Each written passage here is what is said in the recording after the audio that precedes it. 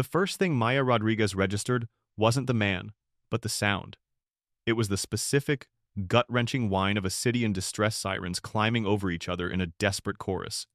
Red and blue light pulsed against the rain-slicked asphalt, turning the grimy downtown street into a nightmarish discotheque. For a moment, cocooned in the warmth of her beat-up Honda, the exhaustion of her 12-hour ER shift won. "Just drive past," a voice in her head pleaded. "Go home, eat cold pizza, pass out. Someone else's problem." But she was a nurse.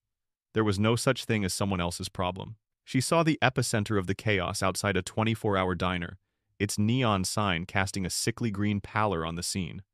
Two cops, uniforms dark with rain, had their weapons drawn, not firearms, but the chunky yellow frames of tasers. They were aimed at a man who was a mountain of misery. He was huge, built like a brick wall, but he was cornered against the diner's plate glass window like a terrified animal.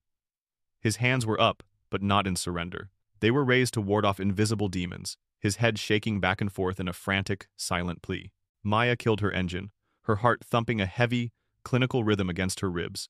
She took it all in with an ER nurse's practiced efficiency.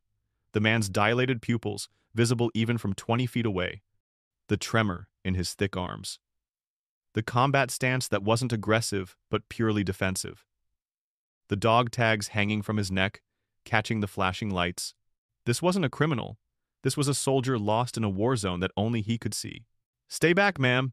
Get back in your car," one of the cops yelled, his voice tight with adrenaline. He was younger, his face a mask of strained authority. The other, older and heavier, kept his taser trained on the man's chest. "He's going to go through that window," the older cop, whose name tag read Miller, barked. "On the ground! Now! Last warning!" The soldier, didn't respond. He just flinched, his eyes darting around as if tracking incoming fire. Maya knew that look. She'd seen it in the VA hospital during her clinicals. It was the 1,000-yard stare, and it was currently fixed on a battlefield somewhere in the deserts of Afghanistan, not a rainy street in Cleveland. She knew what the taser would do. The 0 volts wouldn't just incapacitate him.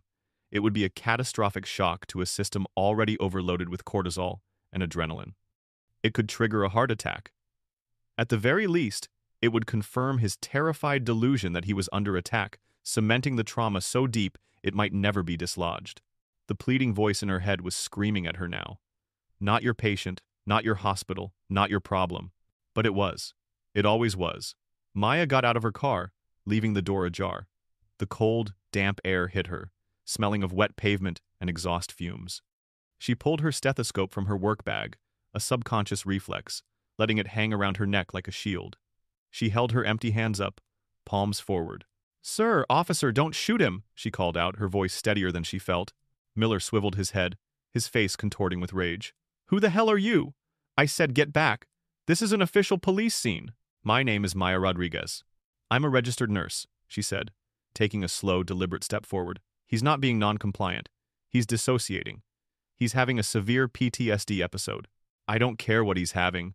He's a danger to himself and others." Miller bellowed, spittle flying from his lips. "One more step and I'll arrest you for obstruction." Maya ignored him. Her focus was entirely on the soldier. She kept moving, one slow step at a time, her voice dropping to the calm, low tone she used for frightened children and dementia patients. "Hey," she said softly, directing her words only to him. "My name is Maya. I'm a nurse. I'm here to help you. Can you hear me?" The man's frantic head shaking slowed. His eyes, wide with terror, flickered toward her. A crack of connection. "You are not in danger," she continued, her heart hammering. She was 10 feet away now. "You are safe. You are on a street in Cleveland, Ohio. It's raining.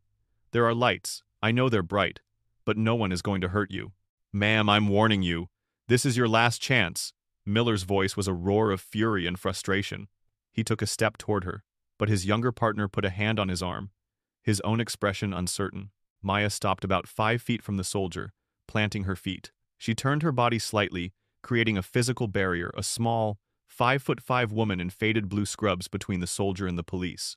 She had become a human shield. "I need you to lower your weapons," she said to the officers, her voice ringing with an authority she didn't know she possessed. "You are escalating the situation. He is a veteran. He is a patient. Treat him like one." She turned back to the man. "I see your dog tags." Thank you for your service, she said, her voice gentle. What's your name? Can you tell me your name? He stared at her, his breathing a ragged, desperate pant.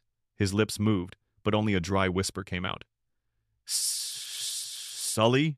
Okay, Sully. That's a good start, she soothed. We're going to get you some help, okay? The noise and the lights are going to go away. You just have to focus on my voice. The wail of an approaching ambulance joined the cacophony. For a moment, Sully flinched back toward the window, the new sound threatening to pull him under again. No, look at me, Sully, Maya commanded softly. Stay with me. They're here to help. They're with me. The paramedics burst out of the ambulance, a whirlwind of competence. They saw the scene, the enraged cop, the terrified soldier, and the small nurse standing between them like a dam holding back a flood. To their credit, they assessed it in a second. What do you need, nurse? One of them asked, immediately deferring to her. Give me 5 milligrams of midazolam, Maya ordered, not taking her eyes off Sully. We need to sedate him before we can move him. His heart can't take a struggle. As the paramedic prepped the syringe, Officer Miller finally holstered his taser with a furious snap. He stalked over to Maya, his face inches from hers, his voice a low, venomous growl. You got lucky. This isn't over. He jabbed a thick finger at her hospital ID badge. I've got your name, Maya Rodriguez. You can expect a formal complaint, from me and from the department. You interfered with a police officer in the execution of his duty. Maya didn't flinch. She just held his gaze, her own dark eyes reflecting the flashing lights. Behind her, she could hear the paramedic speaking gently to Sully, administering the sedative. She heard Sully's ragged breathing finally begin to even out as the medication took hold and the ghosts of the battlefield began to recede. She had done the right thing. She had saved a life. But as she watched Officer Miller storm back to his cruiser, she felt a cold dread snake its way into her heart. She hadn't just saved a patient, she had made an enemy of the system. And the system always fights back. The next morning, the summons came via a clipped, impersonal email. Miss Rodriguez, you are required to attend a meeting in the office of Dr. Alistair Finch, Risk Management, at 900 hours. Your attendance is mandatory. The dread that had settled in her gut the night before now felt like a block of ice. Dr. Finch's office was on the 5th floor, a hushed, carpeted realm far removed from the controlled chaos of the ER. It was where careers went to die. Maya walked in at 859, her scrubs from last night replaced by slacks and a blouse that felt like a costume.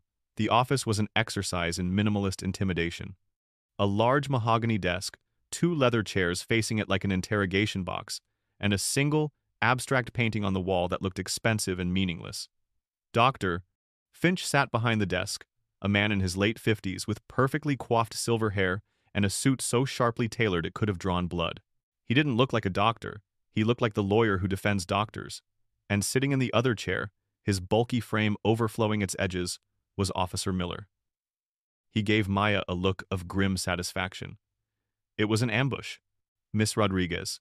Thank you for coming, Finch said, his voice smooth and cold as the glass top on his desk. He didn't offer her a seat. We have a rather serious situation to discuss. Officer Miller was just recounting the events of last night. From his perspective, and that of the Cleveland Police Department, you willfully obstructed a lawful police action, endangered officers, and created a public nuisance. Maya's hands clenched into fists at her sides. From my perspective, Dr. Finch, I prevented a man in the midst of a medical crisis from being electrocuted. Finch steepled his fingers, his expression one of paternal disappointment. It was infinitely more infuriating than Miller's open hostility. Your perspective is that of a nurse. A valuable perspective, to be sure, but a limited one. You are not trained in threat assessment or police procedure. You are trained to operate within the sterile, controlled environment of a hospital. She was a menace, Miller grunted, shifting in his chair. The suspect was non-compliant and posed a significant threat. He was over 6'3", 250 pounds, and clearly agitated. Standard procedure is to use the taser to gain compliance and prevent harm. Her little stunt could have gotten someone killed. Him, us, or her. He wasn't a suspect, he was a patient.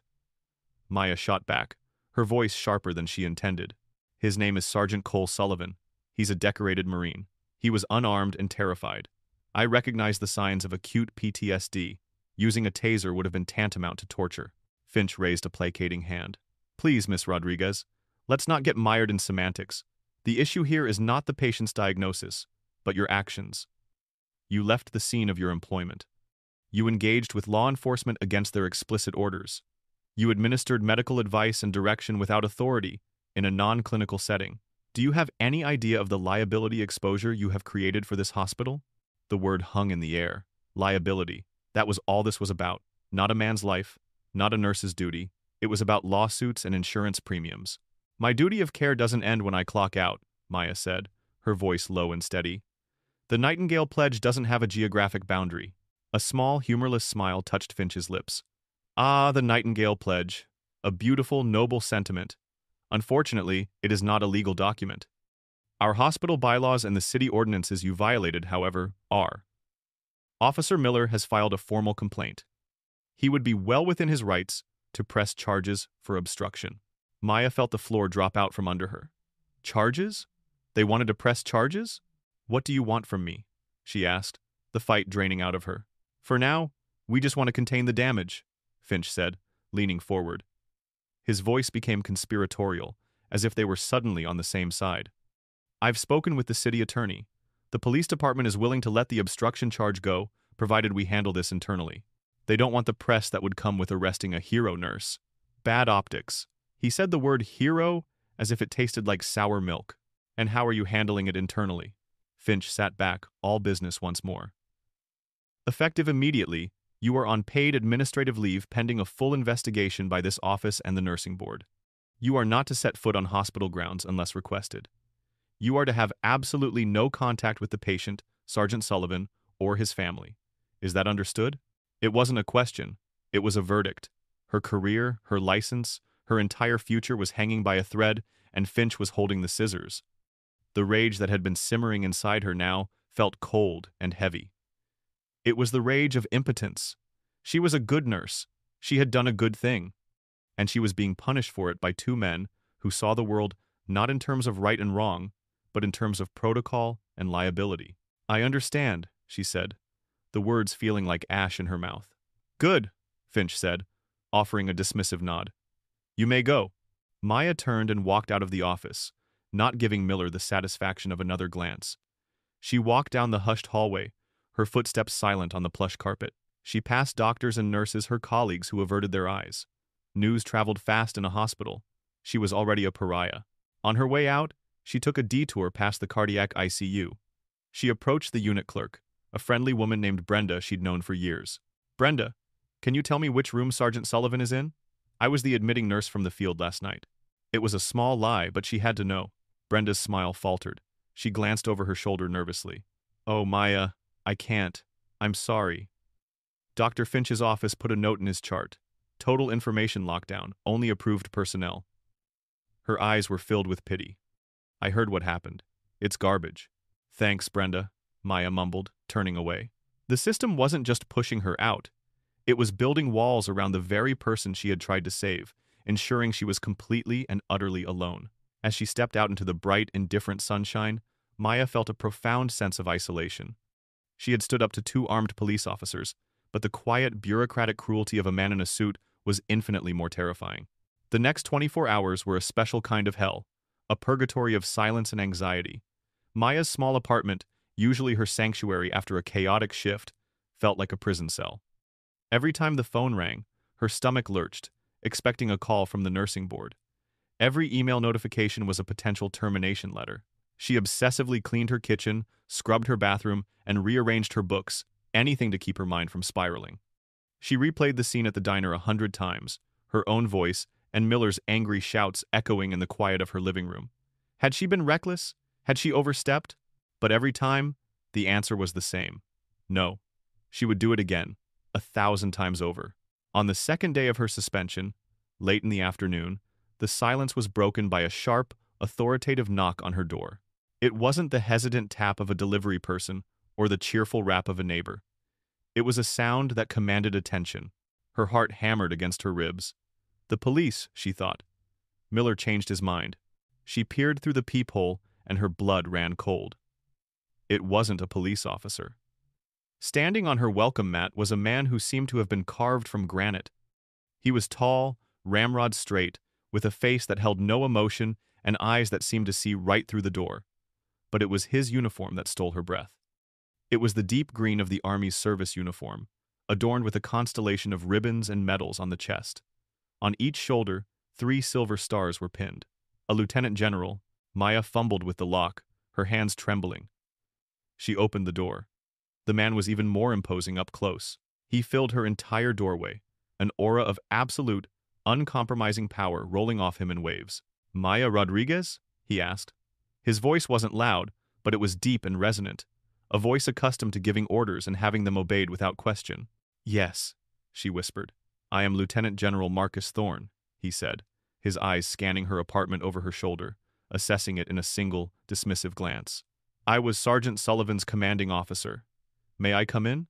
It was phrased as a question, but it felt like an order. Numbly, Maya stepped back and let him enter.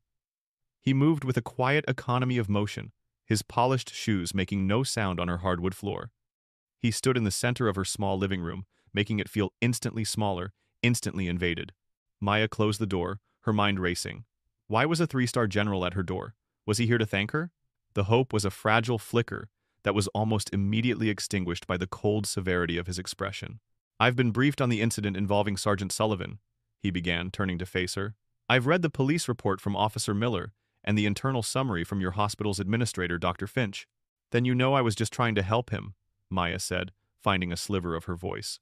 General Thorne's gaze was flat, betraying nothing. "What I know, Miss Rodriguez, is that one of my most decorated Marines, a man involved in a highly sensitive debriefing program, had a public episode that is now a matter of official record.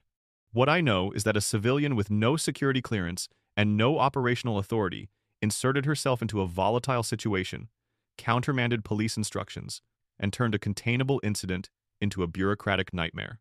The accusation hit her like a physical blow. He wasn't here to thank her. He was here to blame her. "A containable incident?" she repeated, disbelief coloring her tone. "They were going to tase him, General. Your decorated Marine was about to be electrocuted for the crime of being mentally wounded by the war you sent him to." For the first time, a flicker of something annoyance perhaps crossed his face. "Sergeant Sullivan's condition is a military matter. It is being handled through the appropriate channels." The appropriate channels were about to put 50 volts through his chest. Maya's fear was rapidly being replaced by a hot, righteous anger. "I did what any nurse, what any decent human being, would have done." "What you did," the general said, taking a deliberate step closer, his voice dropping to a low, intimidating register, "was create a public spectacle. This is now a PR problem for the United States Army, and I am here to solve that problem." He reached into the breast pocket of his uniform and pulled out a folded document. "This is a statement. It details the events of that night.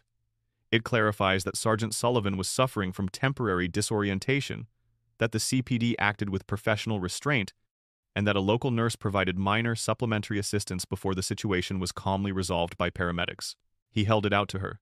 "It omits the part where you obstructed police and played hero.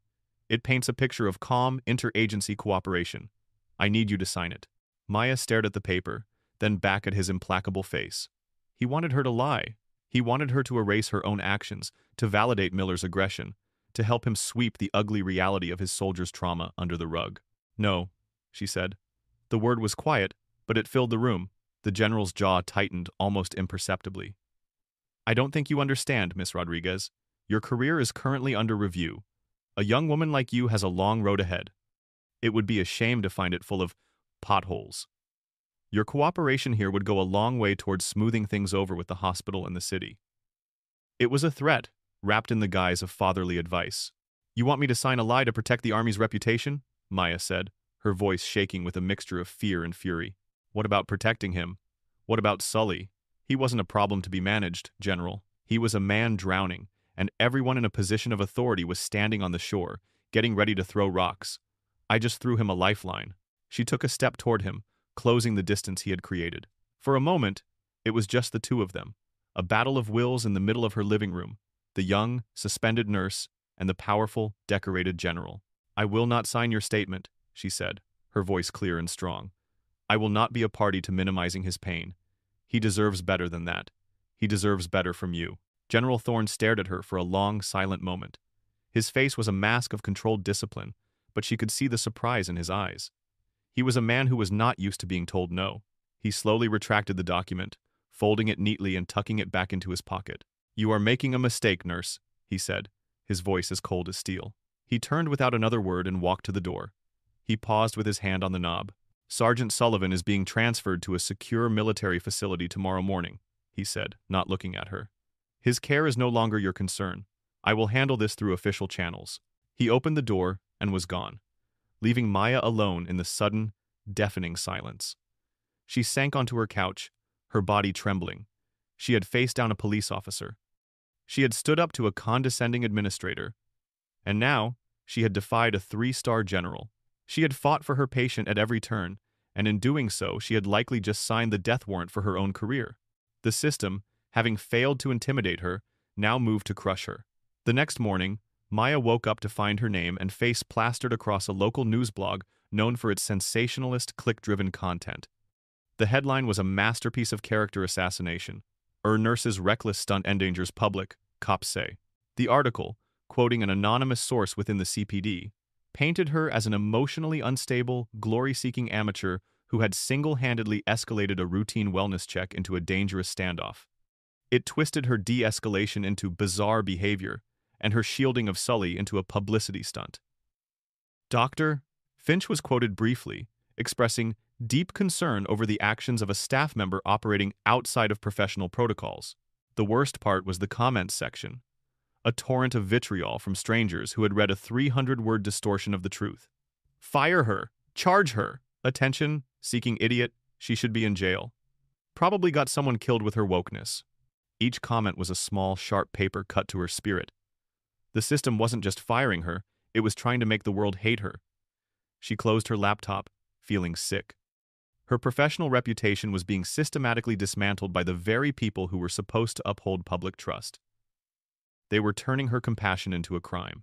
Just as she was sinking into a pit of despair, her phone rang with an unknown number. Her first instinct was to ignore it, assuming it was another reporter or a troll who had somehow found her number, but something made her answer. "Is this Maya Rodriguez?" a woman's voice asked. It was crisp, professional, and had an undercurrent of exhaustion. "Who is this?" Maya asked warily. "My name is Jessica Sullivan. I'm Cole Sullivan's sister." Maya sat bolt upright. "Is he okay?" "They wouldn't tell me anything." "He's stable," Jessica said, a hint of warmth entering her voice. "And no, they wouldn't tell you anything, because you're the one person who actually helped him. Maya, I'm an attorney, and I've been fighting the Army and the VA for proper care for my brother for the last 6 months.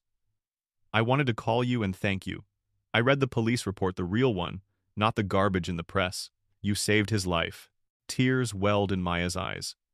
It was the first piece of validation she had received, a single voice of sanity in a chorus of condemnation. "They're transferring him," Maya said, her voice thick. "General Thorne came to my apartment. He's moving him to a military facility." Jessica sighed, a sound heavy with frustration. "I know, Walter Reed. It sounds good on paper, but for Cole it's a prison. It's a place where they manage soldiers, not heal them. Thorne's primary concern is keeping this quiet. A hero of the 75th Ranger Regiment having a complete breakdown doesn't fit their narrative." She paused. "I'm at the hospital now. They're prepping him for transport in an hour. I'm his legal counsel and next of kin. They can't keep me out, and if you came with me, they couldn't keep you out either." A spark of defiance reignited in Maya's chest. "I'll be there in 20 minutes." Walking back into the hospital felt like crossing enemy lines. But this time, with Jessica Sullivan by her side, the averted gazes and whispered comments from former colleagues didn't sting as much. Jessica, in a sharp business suit, cleared a path for them with an air of legal authority that no hospital administrator could deny. They found Sully's room in the secure wing, and standing just outside, talking to a pair of military police, was General Thorne. He turned as they approached, his eyes narrowing when he saw Maya. "Miss Rodriguez, I believe I made myself clear," he said, his voice dangerously low. "You did, General," Jessica interjected, stepping forward before Maya could speak. "And as Sergeant Sullivan's legal representative, I'm making myself clear. Miss Rodriguez is here as a consultant on his medical condition. You will not impede her access to my client." Thorne's jaw clenched. It was a standoff, but this time, Maya wasn't alone. They entered the room. Sully was sitting on the edge of the bed, dressed in gray military sweats. He looked smaller, diminished by the sterile environment, but his eyes were clearer than they'd been at the diner. He saw Maya and a look of profound recognition crossed his face. "It's you," he said, his voice raspy. "The nurse." "Hi, Sully," Maya said gently. "I'm Maya. How are you feeling?" "Like I got hit by a truck," he mumbled, but then he looked her straight in the eye. "Thank you. I remember your voice. It was like a rope. I was drowning and you threw me a rope." At that moment, General Thorne entered the room, the MPs waiting at the door. He ignored Maya and Jessica, addressing his soldier directly. "Sergeant, the transport is ready. It's time to go." Sully looked from the general to Maya, and something in him seemed to solidify. He stood up, not quite at attention, but with a newfound strength. He faced the imposing officer who had commanded him in battle. "Sir," Sully began, his voice weak but unwavering, "with all due respect, you're wrong about what happened." Thorne's expression remained unreadable. "The situation has been handled, Sergeant." "No, sir." "It hasn't," Sully insisted. He took a shallow breath. "For months, I've been telling the doctors that the noise, the pressure, it's too much. They gave me pills. They told me to breathe. They saw a checklist of symptoms. They saw a file." He glanced at Maya, his eyes full of a desperate gratitude. "But she saw me." He turned his gaze back to the general, and for the first time, Thorne's armor of command seemed to crack. "When those cops were yelling," Sully continued, his voice gaining strength, "all I could hear was the marketplace in Kandahar right before the blast. All I could see were their weapons. I was gone, sir. I was back there." But her voice cut through it. "She told me I was in Cleveland. She told me I was safe. She saved me from them, and she saved me from myself." He took another breath. "You just see a problem, General. A PR problem that needs to be moved and hidden. She saw a man who needed help." The words hung in the sterile air, an indictment more powerful than any legal argument or ethical plea. It was the simple, undeniable truth, delivered by the very soldier the general claimed to be protecting. General Thorne stood motionless. He looked at the face of the man he had sent to war, a man now bearing the invisible wounds of that service. He looked at his sister, whose eyes blazed with fierce, protective love. And he looked at the young nurse, who had risked everything not for glory or recognition, but for the simple, profound principle of seeing the human being in front of her. The rigid lines of discipline on the general's face seemed to soften, replaced by a deep, unsettling wave of understanding. The general had been defeated, not by an argument, but by a simple truth. For a full minute, the only sound in the hospital room was the quiet hum of the ventilation system. General Thorne's gaze shifted from Sully's earnest face to Maya's steady one, and in that moment, she saw not a military commander, but a man reckoning with the profound gap between his duty and his humanity. The edifice of protocol and public relations had crumbled, leaving only the raw, undeniable facts of the situation. He had been trying to manage a soldier, while she had been trying to save a man. Finally, he broke the silence. He gave Sully a slow, single nod of acknowledgement, a sign of respect from one soldier to another. Then, he turned and walked out of the room, pulling his phone from his pocket as he went. He didn't bark orders. He simply spoke into the phone, his voice low but imbued with an absolute authority that could move mountains. "Get me the chairman of the board for Cleveland Metro Hospital," he said. "Right now." He paused. "Then, get me the editor-in-chief at the Plain Dealer." The effects of those calls began like a series of seismic tremors that quickly escalated into an earthquake. Within hours, the narrative didn't just flip, it was rewritten entirely. The sleazy blog post that had smeared Maya was taken down, replaced by a formal apology from the outlet, citing gross inaccuracies in our initial reporting. By the evening news cycle, Maya Rodriguez was no longer a reckless rogue, but the hero nurse of downtown.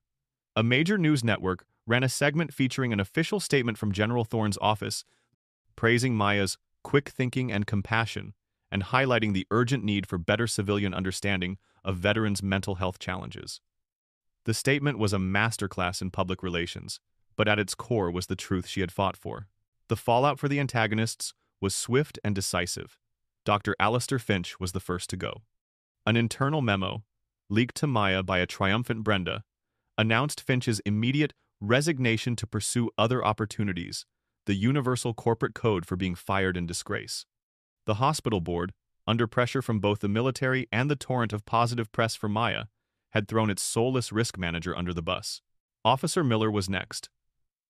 The Cleveland Police Department, facing a potential firestorm of criticism over its handling of mental health crises, reassigned him to desk duty pending a mandatory retraining and internal review of crisis intervention protocols.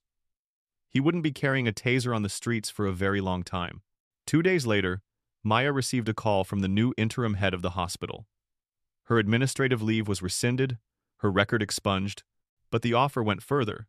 They didn't just want her back in the ER, they wanted to create a new position for her, nurse liaison for crisis intervention.